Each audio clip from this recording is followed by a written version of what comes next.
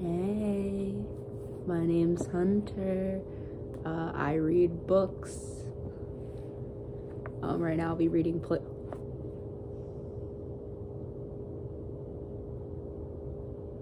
I just accidentally flipped through and I saw it like a child like snapped in half. Gut.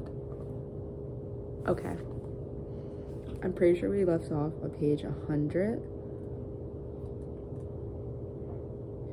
Even though I haven't posted the second part yet. Okay. So I'm in college now. Yay. I'm kind of just gonna read until my roommate messaged me saying that we're gonna go to the Chick-fil-A on campus. So that's fun and exciting. So we're just gonna go until then. Also, they've read Playground, so I like really am like, oh shit, I need someone to talk to about this, like in person. Disney Princess is there as always, but we're both in our own little college areas and I don't know what their life's like. They don't know what my life's like right now. It's a little crazy right now. So I'm scared. Okay. The Hidden Hurt. Donnie wasn't terribly impacted as his mother's warm blood dribbled down his wrist. He felt Rock's hefty hand delicately clenched around his and found a peculiar comfort as he entered the bathroom. Rock sat the boy on the closed toilet seat and looked down at the nasty scrape that painted most of his kneecap. A few uneven, flapping lines of the boy's once smooth surface dangled off the side. The red was still coming out of the wound quite generously. "We'll get you patched up," Rock said. The boy offered no words in response. Rock's big, bloody paws shook from the adrenaline rush. The outpouring still rumbled inside of him. Steadying himself, he twisted the hot water faucet on the sink. Rock dampened a cloth and used the bar of soap to create a lather. The emotions he was holding in check were dangerous. Rock didn't know how to feel about what he'd done to Donnie's mother. Just managing to think enough to clean the boy up felt like a victory. He was just doing what he thought was right, but inside nothing was right. He felt himself coming undone. He felt high, and that overload of pure panic and was like a drug. Okay, so I'm gonna show this. This is him holding hands. Look at how cute that is. Oh, I hope I'm wrong about Rock dying. I kind of hope that they just like run away together, like, hey, we both got fucked up childhoods. His little hair. I'm leaving it. Holds it together. You killed her, but everything else is fine. It's all fixable. More fertilizer. She's just more fertilizer is all. I can tell Geraldine she tried to leave. She'll understand. I had to do it. I didn't have a choice, Rock thought. The scarred tissue underneath his suit and shirt pulsated. The flesh that had been inflamed long ago via the glowing iron still ached somehow. She'll understand, he lied to himself. Once Rock washed the blood off his hands, he removed cotton swabs and a brown bottle of hydrogen peroxide from behind the mirror. His relationship with Geraldine had forced him to become intimately familiar with the items. Rock kneeled in front of the boy and tried to make eye contact. While their pupils had connected, Rock still didn't feel like the boy actually saw him. It was like he was looking past his scruff face and the crimson stains that were splattered all over his chest and collar. Donnie's glazed-over gaze was one Rock was all too familiar with. One that concentrated on living inside his own head instead of dealing with the grim certainty of the wicked troubles that plagued him. "It'll be all right," Rock grumbled. As he dosed the cotton with antiseptic, Rock knew what his words were hollow. The cut might be all right, but would anything else be? What the hell am I doing? Fixing him up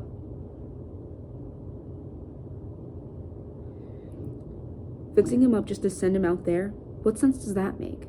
He saw so much of himself in the boy. When he lied to him, he felt like he was lying to himself. This might sting a little, but I'm sure it's nothing that you can't handle. Finally, he told the kid something that was concrete. Donnie didn't say a word back, but he nodded a touch. While it wasn't much to Rock, it felt like they were starting to communicate. Even if Donnie's gesture was minor, it meant a lot to him. It was the first time he'd been able to talk to someone he related to. Rock applied a big bandage to the raw area of Donnie's knee. He was careful to ensure the sticky parts didn't touch any spots with torn skin. Once the dressing was in place, Rock gathered the soiled swabs and disposed of them in the trash can. Then he turned the hot water on again and slipped the washcloth back under the spout. "Just gonna get the blood off your hands, little fella," he explained as if it were somehow an ordinary chore. Ironically, to a pair of broken souls like them, it was. Rock noticed the blood had drizzled down further than his wrist. It must have traveled in towards Donnie's armpit. While holding his hand as Rock cleaned Donnie with the damp cloth, he moved from his palm over his wrist to his arm and then finally to the pit. Up until the moment the rag entered Donnie's armpit, he was fine, but upon contact the boy jerked his arm from Rock's tender grip. I'm sorry, Rock stammered. He wasn't sure how to respond next. Donnie's reaction was something that he hadn't expected based on the boy's overall numbness. Donnie remained static. I'm not going to hurt you. I'll be more careful this time, I promise. Rock slowly lifted the boy's arm up again, testing his trust. Donnie allowed him to do it without resistance. Rock leaned over and patted under the shirt with his armpit.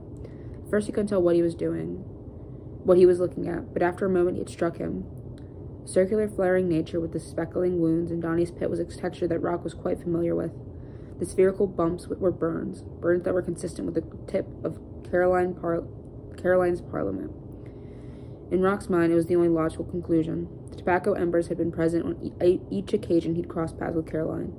They were a weaponized extension of her evil. Cigarette burns.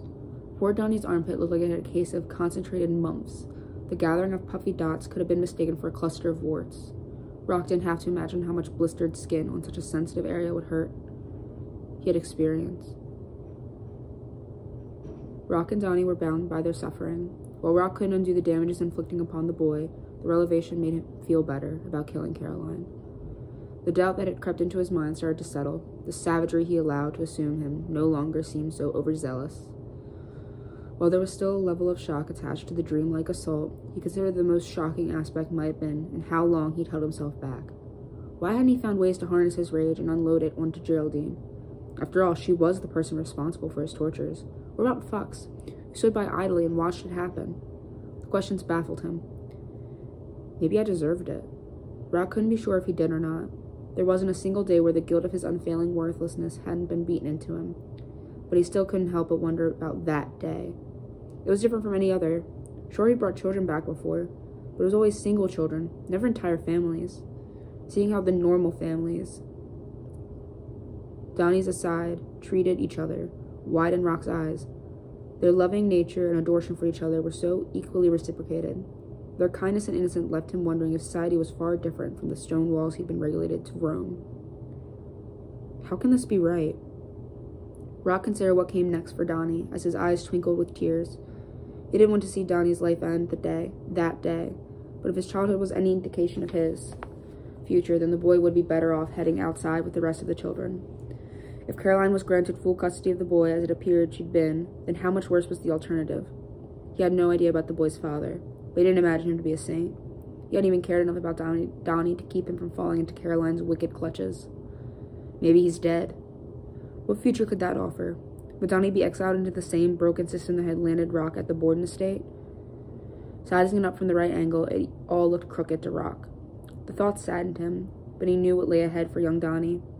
The misery he'd already grown accustomed to was unavoidable. Things weren't going to get any rosier than the pool of blood he'd just watched drain out of his mother's skull.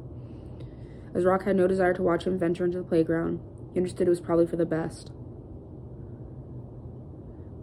Alright, Rock, we're making some steaks. Ooh, okay. The big slide. Me thinks there's gonna be a slide that is boiling hot. Scalds the skin off. The cover is a slide that has razor blades up and down it. I remain hopeful. I'm ready. Isaac climbed higher, setting in his footing on the giant rope structure. His initial idea was to stay as far away from Bobby as possible, but the sense of impending doom that continued to loom was finally prepared to blossom. CJ and Tanya rushed around, cycling through the many parts of the playground. Sam and Sadie continued to seesaw. The constant chorus of laughter kept them occupied, and every bit as fulfilled. Bobby had already had his fill. He tasted enough of the entertainment to know he needed another form of it. He craved a different variety than the silly structures could offer, an enjoyment that he'd been thinking about from the moment Isaac's father had squared up with his. Isaac knew the results could potentially be disastrous for him. He strived in schoolyards long enough to sense when the crosshairs were on his back. When he saw Bobby and the malleable minion he'd enlisted, Kip, flank each side of the rope tower, he knew he was about to have a terrible experience. Shit, Isaac thought. He discreetly shifted his body to stay in between Bobby and his little brother. You're fucking dead now, Dandelion Boy, Bobby snarled from below. He took hold of the cherry-colored rope and pulled himself closer to Isaac.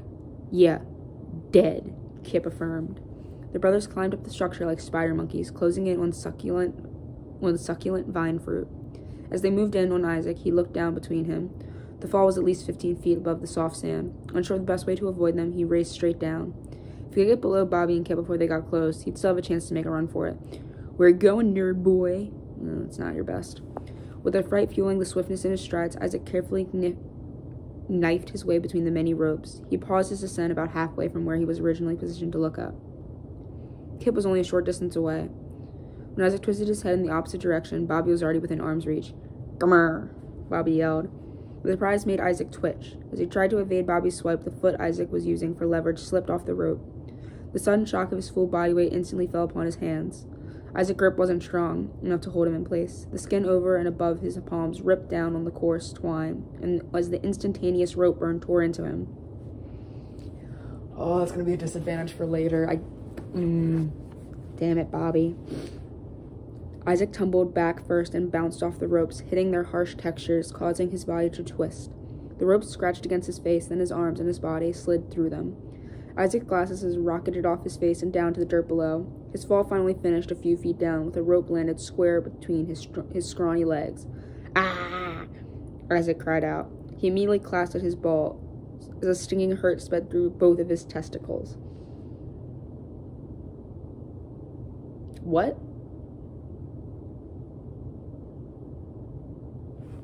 Okay, hold on. I need to get some chopsticks on. I just woke up.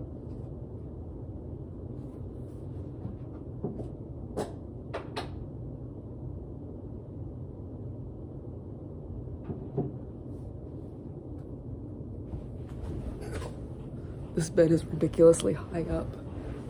I'm too short for it. Bobby and his brother laughed hysterically. "Ha, right in its privates." Kip yelped. Kip? Not nice. "That's right, this dork ain't gonna need his balls for anything anyway," Bobby said then to Isaac. "Aw, what happened? Did you lose your glasses, Four Eyes?" "Why don't you guys leave him alone?" CJ interjected. He stood at the bottom of the structure with a look of disappointment. He'd seen this idiocy from his older brother many times before. Kip wasn't usually that mean, but CJ noticed, for better or worse, his younger brother tended to be easily influenced. "Why don't you mind your own business? We didn't even do anything to him. He just slipped," Bobby lied. "Just knock it off," CJ said. "Or what?" I don't know what that text said. CJ didn't answer Bobby back. He knew arguing wasn't going to change anything. Instead, he scanned the ground underneath Isaac. He saw the glasses half buried in the sand below the rope tower and decided to focus on something productive. "All children, please move towards the big slide at the back of the playground," Buck's voice instructed via the loudspeaker mounted on the top of the black fencing. "Huh? I thought they said we couldn't use the big slide," Sam said. She stared across the seesaw at Sadie, who mirrored the same confusion. "Me too," Sadie replied. A few yards behind them, they heard the fence closing shut. When they looked in the direction of the noise, they saw a young boy that was new to the group. Donnie Clark stood with fresh bandage on his knee and a lost look in his eyes. Behind the boy through the fencing, Sam and Sadie saw Rock's massive backside as he walked away from the gate. "Who's that?" Sam asked. Sadie shrugged. Sam wasn't sure why, but something about Donnie was interesting to her. The feeling wasn't new. Like her mother, she was a people person. The urge to interact crept up inside Sam, but the crackle of loudspeaker interrupted her thoughts. Once again, "Please, everyone must move to the back of the playground. Your parents are watching and they want to go there now," Fox continued. The confused children began to slowly migrate from the fun that they'd been having. Tanya dropped off the monkey bars into the sand, not far from Sam and Sadie. She mirrored the confusion they were both feeling. Both sisters followed Tanya, moving further away from the play area. Sam looked back to Donnie, who still stood dumbfounded near the gate. "Hold on a sec," she whispered to Sadie. Sam jogged over to the little boy. "Hey, what's your name?" she asked. The boy gave no response. "Are you okay?" Donnie continued to look at her with kindness in his gaze, but said nothing. Sam wasn't upset. She just didn't understand. The lack of reply only made her more curious about him. I think we're supposed to go to the back now. Do you want to come with us?" she asked. Donnie took a moment and looked toward the massive slide that Tanya, Sadie, were heading towards, then back to Sam. He slowly nodded his head. "Okay, cool. Follow me," she said. A girlish smile displayed many of Sam's freshly grown adult teeth appeared into her face. She grabbed Donnie's tiny hand and tugged him along. Back at the rope climber, Bobby and Kip watched the others migrating towards the rear of the playground. "Should we go too?" Kip asked. As usual, he looked to his big brother for guidance. "I guess so. Everyone else is," Bobby replied. The duo dismounted the web-like structure and followed Tanya. CJ watched them pass, then looked back to Isaac. "Sorry, man. Sometimes they can really be jerks." Don't know why that part was so hard.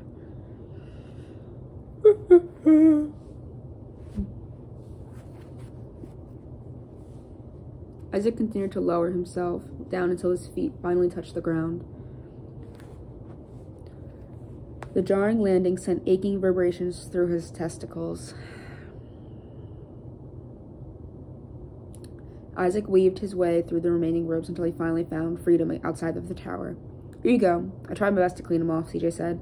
He handed him his glasses. "Thanks. And I guess it's okay. I'm pretty used to jerks," Isaac replied. "Yeah. Try living with them." Isaac put on his glasses just in time to see CJ's silly smirk. The frame sat crooked on Isaac's head.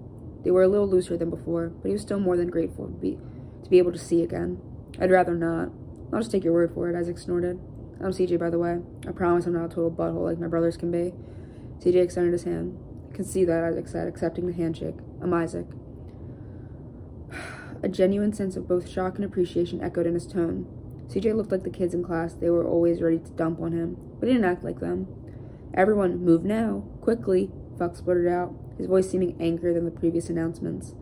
The two boys looked up near the side of the big slide while everyone else was gathered. "Why the heck do they want us to go over there?" Isaac asked. "I don't know, but it seems kind of weird," CJ answered. "Well, yeah, it's really fucking weird." The sound of barking dogs suddenly cut through the refreshing sea breeze. The boys could see the grid fencing in the distance, as Rock's enormous frame stepped closer to the gate. In front of the big man were a pair of over-agitated Doberman pinchers. They each frothed in the mouth, clawing their way forward with rage and chaos in their piercing eyes. Rock's grip on the dog's leashes remained firm as he unlocked the gate. "What's he doing?" Isaac cried. I don't know. They didn't say any stuff about dogs, did they?" CJ said. "No." "Maybe we should get to the back like they told us to. Come on, let's go." CJ bolted towards the rest of the kids as they already gathered at the back of the playground. Isaac hesitated for a moment, looking back at Rock as he reached for the fencing. He can't be. What was happening didn't seem possible. It stretched beyond Isaac's logic and reasoning. The sudsy slobber flew from their muzzles as their rage boiled. Their snapping jaws unhinged while their spiky teeth glistened in the sunlight. The thunderous barks roared, providing bone-chilling motivation. Isaac had seen enough. He took off towards the rest of the kids. The other kids at the back of the playground were now also aware of the dogs. "What's going on?" Tony cried. "I hate dogs," Sadie whined. She looked at Sam and Donnie for comfort, but neither had anything to say. Donnie's dark overall emptiness dominated his expression, while Sam's mouth was slacked in terror. There's one way to get him to go down the slide. What's the hell wrong with that dude? He's not gonna let those loose, is he? Why would he do that? Kip asked. Suddenly, the rectangular shaft beside them attached to the monstrous slide opened. The forest green walls. Okay.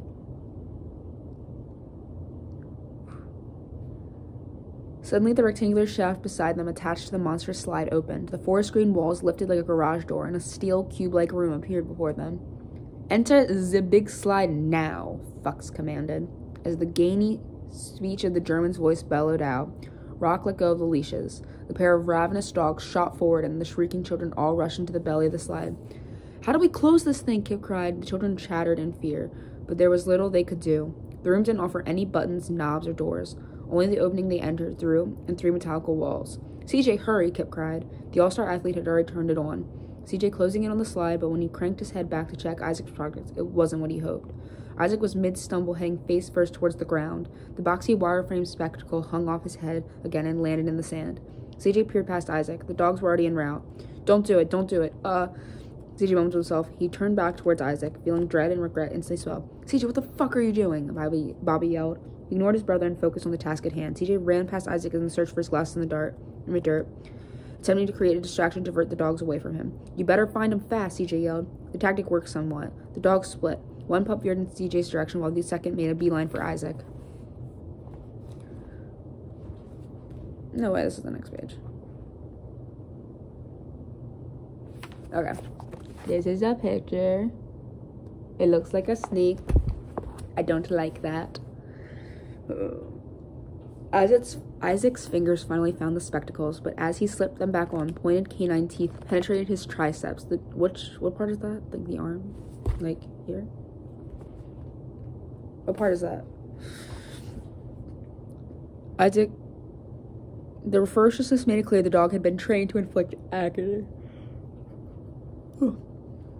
Isaac cried out as the meat of the back of his arm broke open. The heavy pressure of the canine's jaws caused a stinging terror to surge, pushing and amplifying the internal tsunami. Taisumi, but I'll say it properly. Of anguish inside him. CJ jumped up the wide steps past the monkey bars and towards the smaller tube slides he'd played on just a short time ago. There was a series of 4 additional stairs he needed to ascend to reach the pinnacle. While the structure was designed for children, the athletic Doberman had no issue following CJ up each of the rubbery platforms. The dog was every bit as athletic as the boy, and hearing the scratching of the Doberman's overgrown nails right behind him, CJ knew he needed to think fast. As he reached the summit, he quickly slipped off his t-shirt. Bare-chested, the boy snapped around the face of the direction of the dog in chase. The hound was nearly in his face when CJ opened his shirt wide as he could stretch it. As the Doberman pounced with his fangs brandishing, CJ knew he only had one shot at the patchwork plan he'd invented on the fly. When the dog lunged for his hand, he yanked it upward, slipping the shirt over the relentless head of the beast. He was able to get the dog's snout through one arm of the T, so the hole the Doberman was stuck in was tight enough that the rest of his head couldn't squeeze through. Blinded, the Doberman whimpered. Isaac's screams found CJ's ears again. He had to act fast. He pinned the distracted dog against the structure. Doberman flailed wildly as CJ peered towards the tall perimeter fencing that surrounded the playground. The steel divider was only a few feet away. CJ knew what he had to do, but he had no idea if it would work. He leveraged every ounce of his athleticism to wrap his arms around the dog's belly and hoisted it up.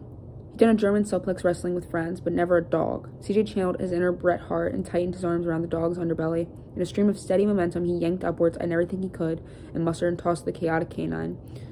The shirt-draped Doberman almost made it clear over the perimeter fencing. The hind of the dogs came down on the pointed steel, scratching several streaks of deep lacerations into its fur. The impact caused the dog to land neck first to the ground. Upon the Doberman's stiff landing, the thunderous crack erupted from its skeletal structure.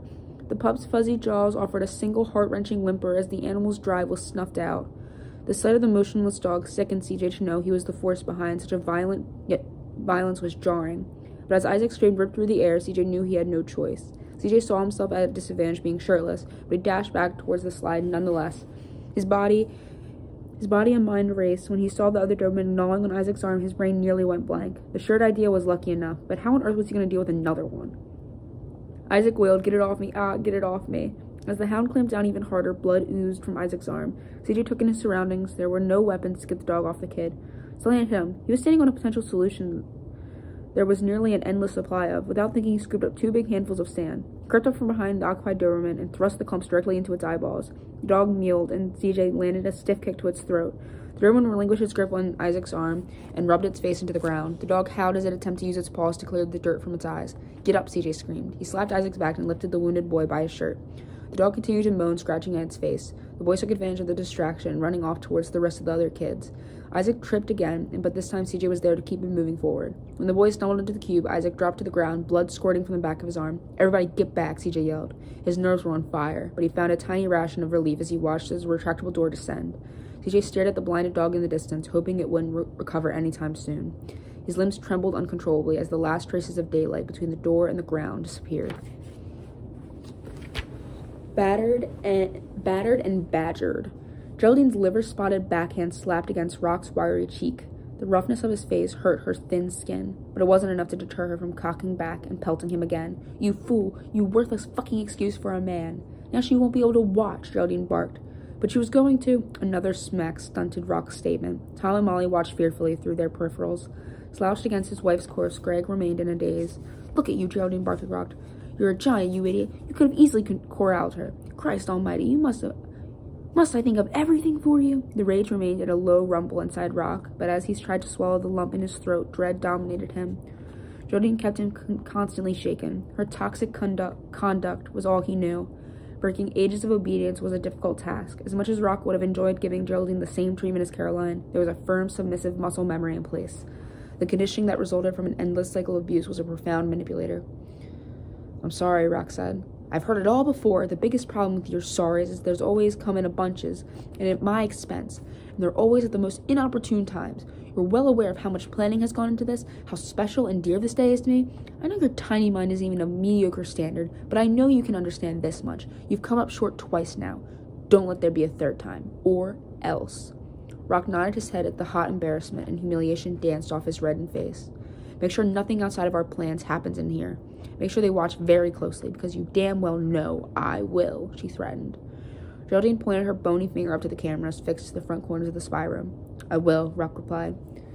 Geraldine discreetly ground her dentures as she turned away from him and paused. I should be able to assume these basic things, but due to your recent performances, clearly my assumptions have been too generous. Have you disposed of the dogs already? I disposed of the dead one, and the others back in the kennel. Get rid of them both. Neither lived up to expectations, despite your presence. We don't shelter losers here. See to it this evening. Tell me if your least activated the electricity on the front gates. Rock nodded. Geraldine exited the room, leaving Rock to wallow in his shame.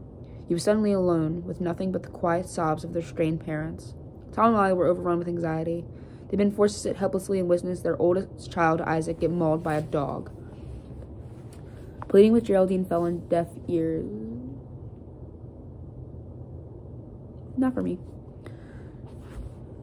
She was woefully drawn to the bloodshed. Tom and Molly had to observe the wicked woman as she savored the video violence. She was a fattened parasite, gorging in horror, like a cigarette after sex. Geraldine had fallen in love.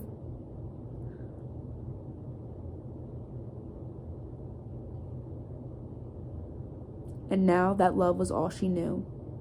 Tom understood he would have to be the one who pushed things along. Molly's spirit was too broken to accept such a burden. While Tom was also affected by the savage visuals, he forced himself to live in his head, and he analyzed their situation from potential avenues of escape. The one thing had become overly clear to him. The pickings were slim. Escape wasn't going to be possible outside of an act of God or mechanical malfunction. They were both essentially one and the same. The metal clamp around each of their necks wasn't going anywhere. The only minuscule crack of hope that Tom believed could be possibly viable option stood just a few yards away. The massive chiseled specimen seemed different to him. Rock didn't seem passionate about what he was doing. He didn't seem filled with hate and bloodlust. He wasn't like the old witch. Tom could only hope. All right, hold on. I'm going to move this back a little bit. I kind of want to lay down a little.